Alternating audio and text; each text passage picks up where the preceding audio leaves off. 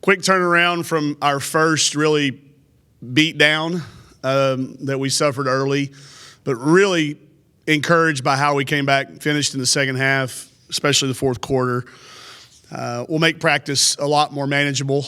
I think our confidence was shaken a little bit, but it came back. So I think that'll carry us over now to where on Sunday South Carolina can't beat us twice. I think if we'd have finished down 25, down 50, whatever math you want to extrapolate out of the deficit that we faced early, certainly could have made for a different return trip home, different prep today, and then could have obviously been a different result on Sunday, which in this league, if you let that happen, then one loss becomes two losses becomes 8 out of 9 like we saw last year. So there was a lot of encouragement after rewatching the film, but you can't expect lapses against a team that I think's got the potential to be a Final Four team in South Carolina.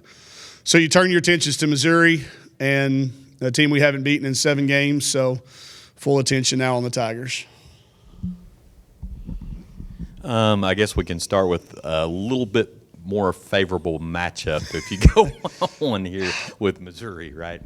Yeah, and, Aaliyah Boston, Victoria Saxton, Herbert Harrigan, even their guards, Beal, there are some people on their rosters who exaggerate their size, and then there are people that maybe don't do them justice. So, favorable size-wise, favorable style of play-wise. But, again, when you've lost 7 in a row to somebody, you haven't created much of a rivalry. It's supposed to be our rival game, our 2 times a year rival game. So, they have traditionally been an inside-based team, but now they're a perimeter team with their freshmen. They've got a couple of really good freshmen on the perimeter. So, a different style, a Missouri team than what we've played in those last 7. But nonetheless, a team that's certainly had our number and comes in I don't care what their record is overall. The only number I look at is 7-0 in our last 7 games. Well, and they do have they beat a LSU team, which obviously beat A&M. Pretty good. Yeah. Kennedy Carter got hurt. If you saw Kennedy went down. But, yeah, LSU, beat an LSU team. Missouri is very, very capable. And they can – put their record out there all they want. We're not going to fall for that trick. We know how good they can and are. You talked about kind of coming back from the first half. Could you imagine Chelsea Dungy missing her first 11 shots? If you saw how they guarded her, yeah. Listen, I know Coach Staley and her staff well enough to know that I would imagine on their scout film there was more than 1 or 2 clips of Chelsea in the SEC tournament against them. And they were very focused, very committed, and they were hard shots. A couple of them I thought were great open looks, and Aaliyah Boston just got there and blocked them. That's how good that kid is. So it snowballed a little bit. Then when she did get an open one, it was hard to make because you've missed your first 4 or 5. Drives that are sometimes resulting in free throws or not. And, when you're struggling with a jump shot, the thing that she can always do is get herself to the foul line and see it go through the hoop. We couldn't even draw fouls. They weren't fouls. Aaliyah Boston blocked it. Bill Russell-ish kept it in play. She blocks it so hard that you physically fall, too. That started their transition. That 27-12, was that what it was in the first quarter, I think? It felt worse, believe it or not. I looked up and I thought, I thought we were down 25 instead of 15. So to be there and know that I think some of those shots go in the next time. I think at home maybe those calls go our way. You expect those to. That's just kind of the way our league is. So it gives us encouragement for not only Sunday but for the second time when we get South Carolina back here again. But, she kept battling. She kept doing other things and continued to give us a chance. We had it to 9 points with the ball, had it to 9 with the ball twice, and got 2 pretty good looks at it. So 6 turnovers against a team like that in a hostile environment, I think we can make up a few points here and there between now and I think we play them 8 games from now, if I'm not mistaken. Yeah, you've got this you and I talked about kind of dividing the schedule up, and this kind of ends the little 4-game stretch, and then you get into this to the 6 that maybe you can get yourself. Yeah, we'll be favored in. Yeah. This ends that we call it the pre-bye. We got the bye game. So our pre-bye game, I said last night to the South Carolina media, I think there's going to be a lot of SEC teams that go 1-2 against the people we just played.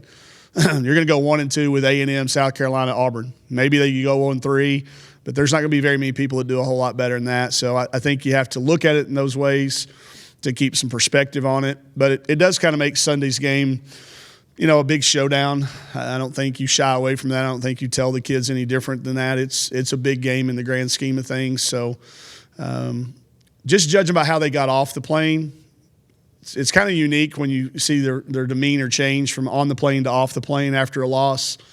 But encouraged by what we saw getting off the plane last night. The one thing you did get, Ramirez and Tolfree shot the ball.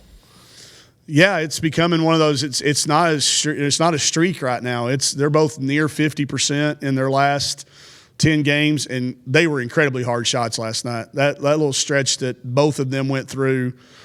When we were down 27-12, it was disappointing because we weren't going at them. If we'd have gone at them and done what we do and play fast and take our shots when we were open, make or miss, I'd have been okay with it. But we got passive. Amber turned down a catch and shoot, and that was uh-oh moment. Like, uh-oh. Because she got her one block before that. And she thought, well, I can't get this one off. I said, well, you can't worry about that. Let the next one. And then she got hot. So same thing with Lex. It's human nature, but we've got to start overcoming that. And if we'd have been down 27-12, playing fast and being who we were, I'd been okay with it, but that's not who we were. The second, third, and fourth quarter, we played fast. We were who we were, and we hung a lot better. But they're still continuing to shoot it. I'm not going to jinx them in any shape, form, or fashion. I'll let Phil Elson do that. He's been absolutely crushing us this year on free throws. He's jinxed us almost every time. But I'm not going to jinx those two kids. They've shot it well. They've taken good shots. They work at it. So you expect it to go in. It's almost getting to where now you're a little more surprised when they do miss. Michaela shot it good last night. Aaron Barnum came in and got a 3 for us when we started trying to stretch the bigs out away from the basket, and Rowe knocked one down. So more kids getting confident. I think it breeds that. When you've got two kids shooting it like Amber and Chelsea are, Amber and Lex, I think it makes everybody feel like when you're in that shooting group with them, you better make a few too. What are positives that you feel like are positive matchups going in against Missouri? What do you feel like you guys do well? Well, they, in the past they've always had a couple of big bigs. This year they don't have that depth, and we're pretty good if you've got one like Auburn. One, if you got 2 or 3 and you got another big on the perimeter that creates a matchup problem for Chelsea. And then that trickles down to, okay, now who does Lex, Michaela, or Amber guard? There's a little trickle down there. But I think their inexperience at their big allows us to be a little bit more favorable in our man. We won't have to play zone as much, which tends to not be as good a rebounding defense for us as man is. They do like to play fast. They'll shoot as many. I think they have attempted almost as many threes as we have. So if we can get a great atmosphere in here on Sunday, I think there could be a potential favorable matchup at every spot. They've got a freshman, Asia Blackwell, who athletically and explosiveness, and she's going to do some things like Rowe does sometimes in our games where everybody just goes, a little gasp. She's got that in her. And their other freshman, Haley Frank, doesn't look like a freshman either. So a young team, I think it's a matter of time before they figure it out. I just hope it's long after Sunday. Chelsea obviously got some things going in the second half, but how do you think she'll bounce back, coming back home? I just saw her walking in. She'll be fine. That's the beautiful thing about I think this generation of kids and that we're all living in now too. It's gone. They flush it way faster than we used to. And she needs to. She's got too many positives to pour back on to not be confident. I think what you'll see out of her is kind of that kid you saw going into the SEC tournament, a little something to prove. She's always been better at that. And I don't think she's handled it poorly. I think she's been great. But it's hard when every time you look up, the NCAA is recognizing you as the top 5 player at your position, or you're named to the Razorback All-Decade player. Or, hey, that's hard to keep a chip on your shoulder sometimes. But she's got it. If you've listened to her Hog Pod with Bo, you know that she's got a lot of things that she can draw from. So she's the least one I'll be worried about. She'll bounce back.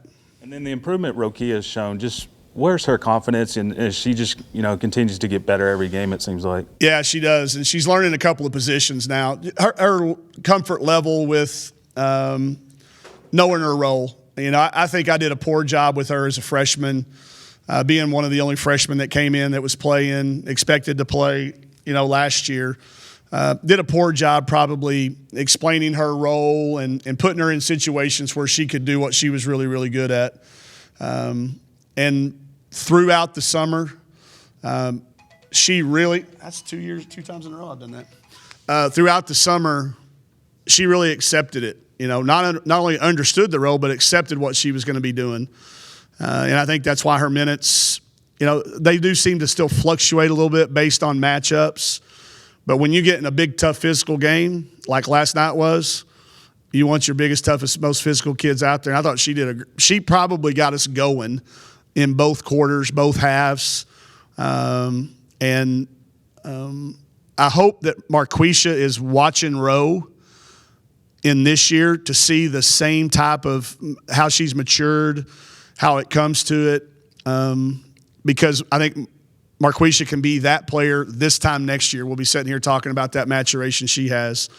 There's 5 times a game I look down and I want to put Marquisha in, but I'm just not ready to put her in a situation yet that I'm not 100% sure that she can excel in. I want her to go in and be confident, because I think that's why Roe got there.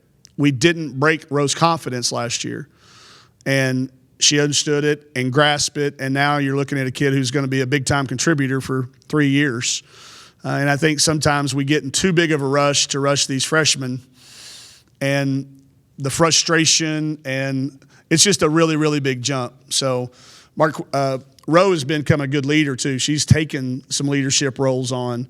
She's playing, if y'all notice, I'll sub her for Amber or Lex right off the bat, and then she stays in, and the other one, whoever we took out, comes back in for the other guard, and then the other guard comes back in for Chelsea, and Roe goes to Chelsea's spot.